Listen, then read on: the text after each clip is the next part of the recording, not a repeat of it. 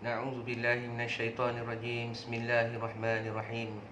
Alhamdulillahi rabbil alamin. Assalatu wassalamu ala asyrafil anbiya'i wal mursalin wa ala alihi wa sahbihi ajma'in. Subhanaka la ilma lana illa ma 'allamtana innaka antal alimul hakim. Qala rabbi shrah li sadri wa yassir li amri wahlul 'uqdatam min lisani yafqahu qawli, amma ba'd. Assalamualaikum warahmatullahi ta'ala wabarakatuh. Alhamdulillah, kita bersyukur kepada Allah Subhanahu wa ta'ala dengan limpah kurnia dan inayahnya dapat kita bersama-sama pada hari ini untuk membincangkan lebih lanjut lagi tentang topik yang akan kita pelajari, iaitu sifat iradat Allah Subhanahu wa ta'ala. Sebelum ini, dalam video yang pertama, rangkaman yang pertama dahulu, saya telah menerangkan tentang pengertian sifat iradat Allah Subhanahu wa ta'ala yang memberi maksud berkehendak.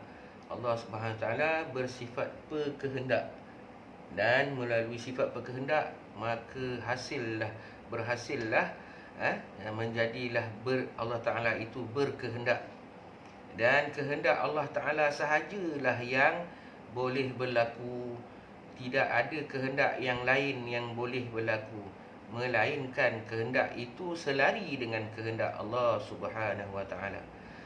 Seperti kita manusia, seperti yang kita dah ceritakan, kita ini manusia, kita juga ada kehendak. Tapi kehendak kita yang Allah Ta'ala kurnia itu, sebenarnya kehendak itu juga adalah kehendak Allah Subhanahu wa ta'ala. Tetapi kehendak yang Dia kurniakan kepada kita ini berkemungkinan ianya adalah terdorong daripada dua jalan, iaitu jalan yang pertama, iaitu jalan iman. Jalan iman ini dia akan mengikuti segala yang disyariatkan oleh Allah Subhanahu wa ta'ala kepada kita. Dan jalan yang kedua, kehendak manusia ini, dia datang daripada jalan nafsu. Jadi baik jalan daripada jalan iman dan jalan daripada jalan nafsu, kehendak manusia kedua-duanya ini datangnya daripada kehendak Allah Subhanahu wa ta'ala, atas hikmah dan ilmu yang dimiliki oleh Allah Subhanahu wa ta'ala, yang mana ilmu Allah Ta'ala ini meliputi sekalian yang makhluk, sekalian yang mungkin, sekalian yang selain daripada Allah, atau disebut ma siwallah.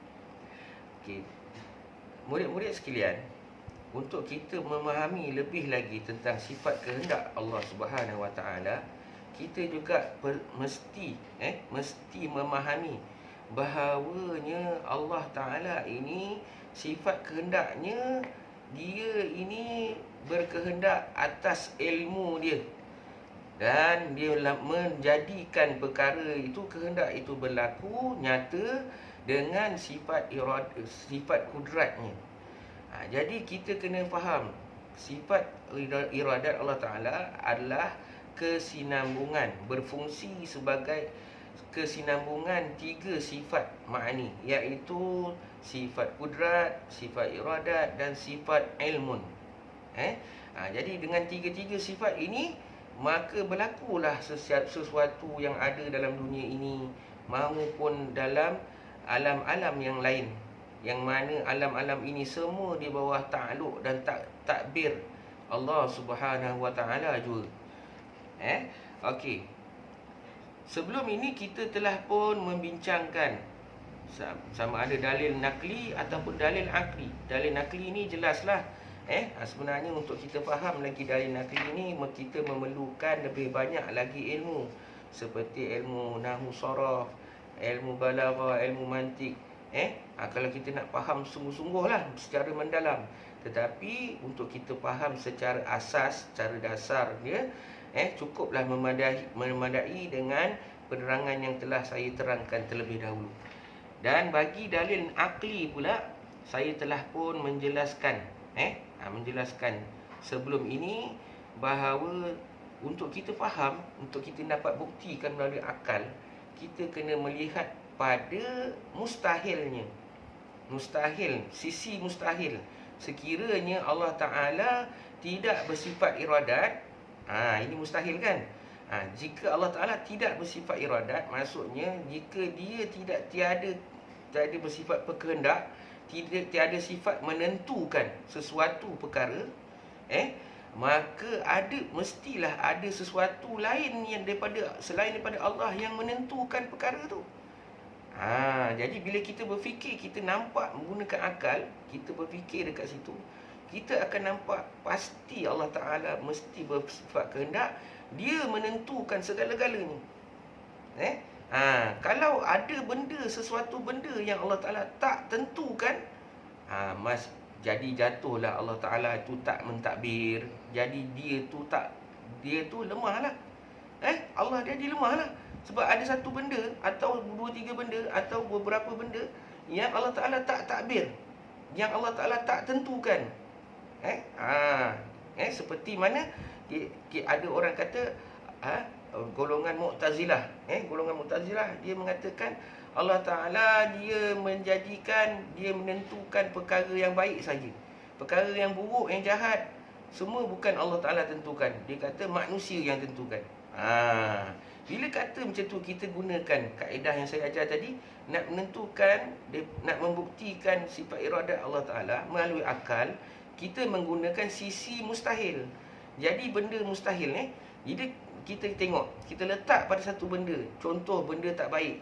Contohnya pandemik virus COVID-19 ini berlaku bukan kerana Allah Ta'ala tentukan. Maksudnya Allah Ta'ala tak berkehendak. Bila dia tak berkehendak, bukan dia tentukan. Tapi berlaku tak? Berlaku sekarang ni pandemik COVID-19. Kan? Jadi bila kita kata benda tak baik, ini pandemik ni benda tak baik, bukan Allah Ta'ala tentukan, maksudnya ada benda lain yang tentukan. Jadi Allah Ta'ala jadi lemah. Ini mustahil. Ini mustahil. Akal boleh terima tak? Cuba berfikir betul-betul. Ada satu benda Allah Ta'ala tak tentukan. Kalau Allah Ta'ala tak tentukan, boleh ke Allah Ta'ala bagi dosa dan pahala benda tu? Dan boleh ke kalau benda tu, kalau bukan Allah Ta'ala tentukan, boleh kalau Allah tak tentukan benda tu, boleh ke Allah Ta'ala hukum orang tu pula masuk neraka sebab dia buat benda tu Allah Ta'ala tentukan? Kat situ kita kena fikir. Nak berfikir dekat situ. Jadi kalau kita kata macam tu, maksudnya ada benda yang Allah Ta'ala tak boleh tentukan. Jadi ini mustahil. Akal tak boleh terima. Akal orang yang sihat, orang yang waras, dia tak boleh terima. Kalau dia boleh terima benda ni, maksudnya dia orang gila. Bukan saya nak kata siapa-siapa tapi ini hakikat dia. Kalau kita guna akal kita, ada benda yang Allah Ta'ala tak boleh tentukan. Masya Allah. Maksudnya Allah ni betul ke Tuhan? Sebab Allah Ta'ala kata Bismillahirrahmanirrahim, Alhamdulillahi Rabbil Alamin. Segala puji bagi Allah, Tuhan yang mentadbir sekalian alam. Jadi perkara pandemik COVID ni bukan perkara alam ke? Jadi apa yang Allah Ta'ala firman dalam Al-Quran tu, ada yang tipu ke? Kita kena gunakan akal dekat situ. Kita nampak, tak boleh. Mesti salah benda ni. Akal kita mesti akan kata salah benda ni. Allah Ta'ala dah beritahu dalam surah Fatihah, Allah Ta'ala itu Tuhan yang mentadbir sekalian alam. Macam mana ada satu benda daripada alam ni terlepas, bukan Allah Ta'ala takbir, bukan Allah Ta'ala tentukan. Nampak tak? Kalau saya harap murid-murid semua berfikir dan nampak perkara ini, hala tuju tu nampak. Jadi saya nak murid-murid semua gunakan kaedah ini untuk menentukan dalil akli. Sebab tu kita belajar sifat wajib, kita belajar sifat mustahil. Dan sifat mustahil bagi sifat iradat ini adalah karahah. Karahah maksudnya terpaksa ataupun sesuatu yang berlaku bukan dengan kehendak Allah Ta'ala, itu mustahil. Jadi pandemik COVID-19 ni Allah Ta'ala tentukan ke? Ya, Allah Ta'ala tentukan. Allah Ta'ala tentukan. Sebab apa? Macam mana kita boleh kata Allah Ta'ala tentukan? Sebab dia berlaku. Sesuatu yang berlaku, yang jadi dengan realitinya, itu pasti Allah yang tentukan. Sebab sesuatu itu tak akan berlaku melainkan kehendak Allah Ta'ala tentukan dia tu berlaku, barulah dia boleh berlaku. Inilah bukti yang nyata. Ada sesuatu yang berlaku ni bukan dengan takdir Allah Ta'ala, bukan dengan kehendak Allah Ta'ala. Allah Ta'ala tidak tentukan dia berlaku, kemudian dia boleh berlaku. Ini mustahil. Ini mustahil. Okey.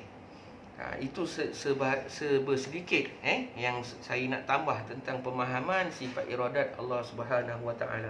Okey, kita pergi kepada muka surat 9 dalam buku teks akidah, buku teks baru ni. Buku teks baru ni akidah tahun 5 Okey. Muka surat 9, hukum mempercayai sifat iradat Allah Ta'ala. Okey, saya nak bagi ringkas bagi sifat wajib Allah Ta'ala. Kalau soalan hukum ini, jawapan dia semua satu je, iaitu wajib. Wajib kita beriman, mempercayai bahawa Allah Ta'ala mempunyai sifat iradat, iaitu sifat berkehendak.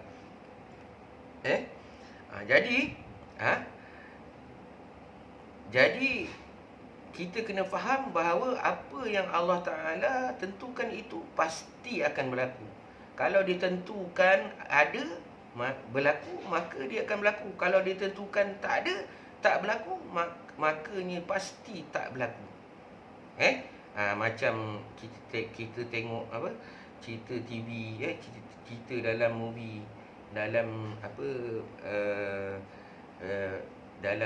movie, kira maksudnya cerita-cerita lah dekat TV ni. Macam dikatakan ada alien, ada makhluk asing. Semua tu sebenarnya ada ke tak ada? Tak ada. Memang tak ada. Sebab apa? Sebab kalau dia ada, pasti dia ada. Sebenarnya apa yang diceritakan dalam TV tu, makhluk asing semua tu adalah rekaan manusia semata-mata. Sebenarnya bukan benda yang maujud, benda yang ada tak ada. Apa buktinya? Dalam Quran tak ada sebut pun. Dalam Quran, dalam hadis tak ada sebut pun tentang makhluk asing, makhluk daripada planet lain lah datang bumi, semua tak ada.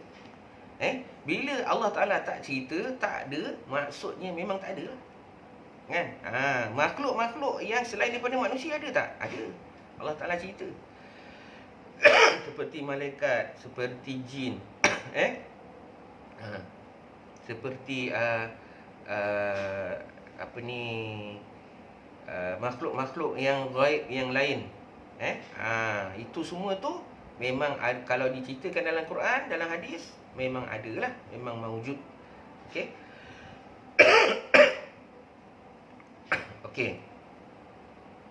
Jadi hukum bagi mempercayai sifat iradat Allah Ta'ala itu mestilah wajib jawapan dia. Okey. Dan seterusnya bawah tu kesan mempercayai sifat iradat Allah Ta'ala. Okey, diceritakan dekat sini meningkatkan keimanan, redha di atas ketentuan Allah, berusaha, berikhtiar dan bertawakal, mempunyai keyakinan diri, sabar menghadapi cabaran. Ini semua ni dia kesan. Kesan maksudnya hasil daripada kita meyakini sifat iradat Allah Ta'ala. Bukan ini saja sebenarnya, banyak lagi. Antara yang paling besar sekali kesan mempercayai sifat iradat Allah Ta'ala ini, Allah Ta'ala terima ibadat kita yang zahir. Solat kita Allah Ta'ala terima, puasa kita Allah Ta'ala terima, doa kita Allah Ta'ala terima, zikir kita Allah Ta'ala terima, semua amal ibadat kita semua Allah Ta'ala terima. Sebab apa? Sebab kita berkeyakinan, mempercayai, beriman bahawa setiap sesuatu yang berlaku ini adalah kehendak Allah Ta'ala. Itu yang paling penting sekali. Kita belajar akidah ni untuk itu. Sebab kalau kita semayang tak tinggal, puasa tak tinggal, zakat tak tinggal, sedekah tapi akidah tak ada. Maksudnya kita tak yakin benda ni. Ataupun kita tak faham akidah, ataupun tak pernah belajar akidah, maka semua solat semua tu Allah Ta'ala tak terima. Ini memang ditentukan. Memang ada disebut dalam Quran. Maksudnya Allah Ta'ala hanya akan terima setelah kita ni beriman. Maksudnya kita nak dapat iman, kita kena ada ni dulu. Kita kena ada akidah dulu, baru kita ada iman. Jadi kalau orang yang tak ada akidah, yang maksudnya dia tak pernah belajar akidah, tak faham akidah, main ikut aja, ni dikatakan akidah muqallid, akidah ikut-ikutan, ikut orang aja, bukan kerana dia betul-betul faham dan yakin benda tu. Akidah ni lain. Akidah ni belajar untuk faham dan yakin, bukan untuk setakat tahu lepas tu ikut je. Tak. Dia berbeza dengan fiqah. Beza dengan fiqah. Fiqah tak semua orang dituntut alim. Tak semua orang. Mesti ada yang alim. Dalam satu qariah tu mesti ada yang alim. Sebab itu fardu kifayah. Fiqah ni. Tapi akidah ni semua orang mesti alim. Semua yang mukallaf wajib alim, wajib pula tu. Kalau tak alim, berdosa besar. Tak pergi belajar pun berdosa besar. Ya, berdosa besar. Ini ilmu akidah. Berbanding dengan ilmu fiqah. Ilmu fiqah, bila kita tak faham, kita pergi tanya, kita faham dah. Tak semua orang yang dituntut berguru, pergi belajar sampai khatam kitab ni, kitab fiqah ni, banyak kitab kita khatam, belajar. Tak semua. Memang dituntut, tapi dituntutnya pada fardu kifayah. Memang ada fardu ain. Fiqah ni ada fardu ain, ada benda fardu ain. Tak semua ada benda yang fardu ain. Macam solat, macam kita belajar solat, itu fardu ain. Sebab ada tuntutan fardu pada tu. Tapi tak semua. Tak semua yang dituntut fardu ain fiqah. Tapi akidah ni semua sekali fardu ain. Dan semua kita ni wajib alim dengan ilmu akidah, wajib. Kalau kita ni, maksudnya kalau kita ni main ikut-ikut orang, tak tahu tanya orang, lepas tu tak ingat lagi dah, lepas tu tak faham. Bila datang je pendapat-pendapat yang menyalahi akidah Ahlussunnah wal Jamaah, kita dah terpengaruh. Sebab asalnya pasal apa? Pasal kita tak faham, tak alim dengan ilmu akidah. Itu sebabnya. Jadi kesan yang paling utama sekali yang kita nak dapat hasil daripada mempercayai sifat iradat Allah Ta'ala ini ialah semua ibadah kita Allah Ta'ala terima. Dan bila Allah Ta'ala terima iman kita, Allah Ta'ala terima ibadah kita, barulah kita ada peluang nak masuk syurga. Jangan duk mimpilah kalau kita yalah, memang kita ada baca dalam hadis, dalam kisah-kisah ulama. Ada yang menceritakan orang-orang yang maksiat ini Allah Ta'ala ampunkan, kemudian masuk dalam syurga. Memang ada, tapi kita tak tahu kita dapat ke benda tu. Kita tak tahu. Orang yang dapat, yang ceritakan dalam hadis pun, dia pun tak tahu sebelum berlaku tu, dia pun tak tahu dia dapat tak benda tu. Dia pun tak tahu. Kalau kita tak dapat, macam mana? Itu sebabnya kita wajib belajar benda ni. Akidah ni wajib. Bila kita belajar, kita dah faham, kita dah yakin, kita dah beriman dengan ilmu ini, maka bila kita melakukan ibadah-ibadah yang dituntut Allah Subhanahu Wa Taala, maka Allah Ta'ala pasti akan terima. Cuma pahala dia kurang lebih berbanding pada keikhlasan diri masing-masing. Ikhlas tu yang menentukan berapa banyak pahala kita, berapa besar kualiti kita, kualiti ibadah kita. Ikhlas tu yang menentukan. Itu bab ikhlas ni, bab tasawuf. Itu kena belajar tasawuf lah, akan datang. Jadi bab akidah ni, kita wajib mempercayai, beriman dengan sifat iradat Allah Ta'ala. Okey, kita pergi kepada muka surat 10. Muka surat 10, redha dengan iradah Allah Ta'ala. Apa ni tujuan beriman dengan sifat iradat. Kita nak dapat redha, kita nak dapat sabar, kita nak dapat iman menjadi kuat, kita nak dapat berkeyakinan, kita nak dapat tidak putus asa, berikhtiar, tawakal kepada Allah SWT. Ini tujuan. Sebenarnya itu bukan tujuan yang utama sebenarnya. Tujuan yang utama ialah kita nak mendapatkan iman kita ini diterima dan disahkan oleh Allah SWT. Bila kita belajar akidah ni, maka sahlah iman kita.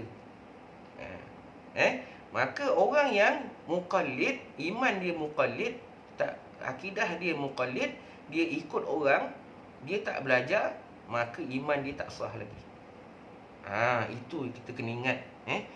Kita kena ingat. Itu sebabnya selepas ini, selepas habis kamu belajar sekolah agama, dah tamat sekolah agama, hendaklah kamu terus menerus mempelajari ilmu akidah ni. Kena cari guru. Pergi dekat surau masjid, insya-Allah ada kelas-kelas pengajian akidah. Kalau tak tahu, boleh tanya dengan saya.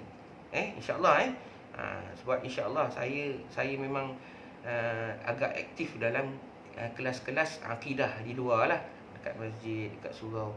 Bukan saya lah mengajar, saya belajar lagi. Tapi bolehlah setakat mengajar yang asas-asas, insya-Allah boleh. Okey. Seterusnya, akibat mengingkari sifat iradat Allah Subhanahu Wa Taala. Disebut kat sini lupa diri, merosakkan iman, sombong, putus asa, malas berusaha, suka menyalahkan orang lain. Sebenarnya daripada 6 perkara ini hanya kesan akibat sampingan aja. Akibat sampingan. Akibat yang utama dia ialah apa? Yang pertama, kafir. Wal'iyazubillah min zalik. Kafir. Siapa yang tak beriman dengan sifat iradat Allah Ta'ala, kafir. Dia tak percaya Allah Ta'ala tentukan benda ni. Dia percaya dia boleh tentukan. Kafir. Dia tak percaya Allah Ta'ala tentukan sesuatu, dia percaya ada benda lain tentukan. Kafir. Itu akibat dia yang utama sekali. Dah jadi macam tu, baru dia akan jadi lupa diri, baru dia akan merosakkan iman, baru dia akan sombong, baru dia akan putus asa, baru dia akan malas berusaha, baru dia akan suka menyalahkan orang lain. Dia dah jadi kafir dulu, baru dia akan jadi benda ni semua. Itu yang utama. Tapi tak disebut kat sini kan. Sebab apa? Tak nak kita ni suka buruk sangka. Sebab apa? Masyarakat sekarang ni memang banyak macam tu kan. Jadi tak sebut sini. Tapi guru kena kita lah. Sebab kita tahu. Sebab saya mengetahui benda yang sebenar, saya kena cerita. Dan keduanya, akibat yang utama ni, tak beriman pada Allah Ta'ala ni ada 2 yang utama. Iaitu pertama, kafir. Yang keduanya ialah berdosa besar. Seperti golongan Mu'tazilah, saya sudah sebut tadi. Golongan Mu'tazilah, dia tak menafikan Allah Ta'ala itu dia bersifat wujud, dia bersifat qidam, baqa, mukhalafatuhu lil hawadis, qiyamu binafsih dan wahdaniyah. Dia tak nafikan. Dia yakin Allah Ta'ala ada sifat-sifat tu semua. Tapi dia tak yakin bahawa Allah Ta'ala ada sifat ma'ani. Yang salah satu daripada sifat ma'ani, sifat iradat lah. Sifat iradat. Dia katakan Allah Ta'ala itu berkehendak bukan dengan sifat iradat, tapi dengan diri dia. Yang ini tak jatuh kafir. Yang ini dia berdosa besar. Sebab dia menafikan sifat ma'ani. Sifat yang rububiyah. Yang rububiyah, sifat-sifat pentadbir Allah Ta'ala. Sifat-sifat yang menunjukkan Allah Ta'ala itu mentadbir sekalian alam. Itu sifat rububiyah. Sifat yang ma'ani, yang 7 tu, iaitu kudrat, iradat, ilmun, hayat, sama', basar, kalam. 7 ada 7. Okey. Jadi kalau kita nafikan sifat yang 7 ini, tanpa kita menafikan sifat-sifat yang salbiah tadi, yang sifat nafsiyah, sifat wujud, sifat salbiah, qidam, baqa, mukhalafatuhu lil hawadis, qiyamu binafsih, wahdaniyah. 6 sifat ni dia tak nafikan. Tapi dia nafikan sifat yang rububiyah ni, sifat yang ketujuh ni, iaitu sifat ma'ani. Dia nafikan itu, maka dia tak jatuh kafir, tapi dia berdosa besar. Bila berdosa besar ni, dalam akidah ni, bila benda ni kita buat dosa besar itu berlaku setiap saat. Setiap satu saat jadi dosa besar, tambah lagi dosa besar, tambah lagi dosa besar, tambah lagi dosa besar. Bayangkan setiap satu saat tu, satu hari berapa juta dosa besar kita dapat. Berapa ribu dosa besar kita dapat satu hari. Sebab apa? Sebab tidak mempercayai sifat iradat ini. Sebab apa dikira setiap satu saat, Ustaz? Sebab amalan akidah ini kita wajib buat setiap saat, setiap masa. Wajib kita beriman, meyakini Allah Ta'ala ni menentukan semua ini setiap saat. Sebab setiap saat berlaku tak sesuatu perkara. Contohlah, satu saat tu bergerak, saat jam tu bergerak, itu pun Allah Ta'ala tentukan.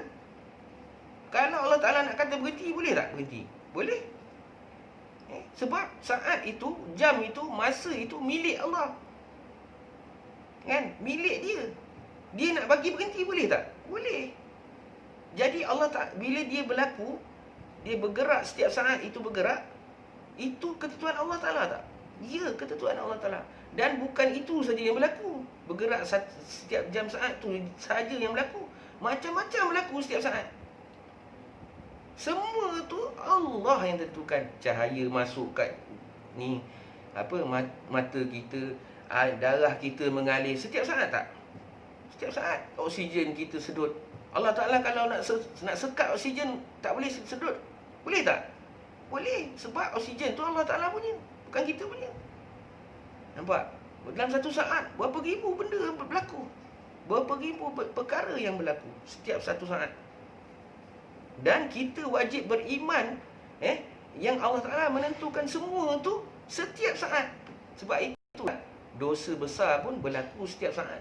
Sebab kita dah tolak benda tu, bukan Allah Ta'ala tentukan. Nampak? Sebab itulah dosa besar berlaku setiap saat, setiap saat, setiap saat. Jadi kita nak kena faham benda ni. Okey, insya-Allah setakat itu dulu saya rasa. Sebelum saya nak menutup kelas ini, menutup rakaman video ini, saya nak bertanya satu je soalan untuk semua berfikir. Untuk semua berfikir. Satu soalan saya kemukakan di sini dan semua boleh jawab dalam grup ataupun dalam mesej peribadi saya. Boleh jawab kat saya direct ataupun dalam grup pun boleh. Tak ada masalah. Okey, soalan saya,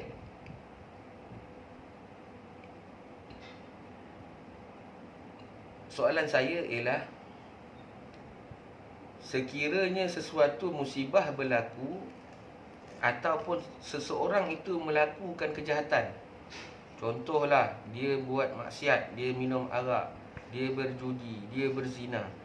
Setiap seorang itu bila waktu dia melakukan tu, adakah Allah Ta'ala yang tentukan dia melakukan tu? Ataupun manusia itu sendiri yang tentukan dia melakukan perkara maksiat itu? Saya ulang balik. Apabila seseorang manusia itu melakukan sesuatu maksiat, berjudi, minum arak, berzina dan sebagainya, apa-apa saja maksiat yang dilakukan, pada waktu itu adakah Allah Ta'ala yang menentukan dia melakukan maksiat itu, ataupun manusia itu sendiri yang tentukan dia yang melakukan maksiat itu? Okey, saya harap semua pelajar-pelajar, murid-murid boleh berfikir dengan baik atas panduan yang saya dah berikan ini, dan memberikan jawapan yang tepat. InsyaAllah, mudah-mudahan Allah Ta'ala memberikan taufik dan hidayah kepada kita semua, dan kita semua ditingkatkan iman dan diterima iman kita, dan mudah-mudahan Allah Ta'ala menyelamatkan kita di hari akhirat nanti.